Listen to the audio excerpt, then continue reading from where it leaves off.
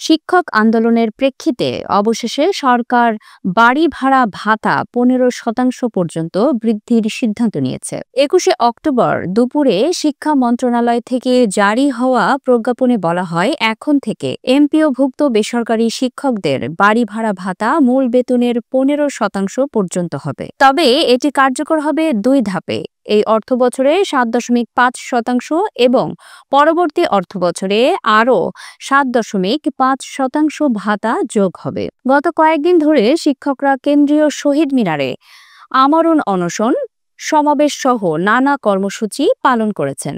পূর্ব ঘোষণা অনুযায়ী মাত্র ৫০০ টাকা বাড়ি ভাড়া ভাতা শিক্ষকরা প্রত্যাখ্যান করেছেন।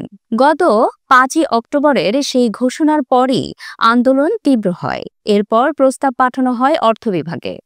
অবশেষে আজকের চূড়ান্ত সিদ্ধান্ত নেওয়া হয়। আন্দোলনরত শিক্ষকরা এই সিদ্ধান্তে সন্তুষ্টি প্রকাশ করেছেন এবং ঘোষণা দিয়েছেন, আগামীকাল বুধবার থেকে তারা শ্রেণীকক্ষে ফিরে যাবেন। জাতীয়করণ প্রত্যাশী জোটের সদস্য সচিব দিলওয়ার হোসেন আজিজি জানিয়েছেন, শিক্ষার্থীদের কথা ভেবে তারা আন্দোলন প্রত্যাহার করেছে।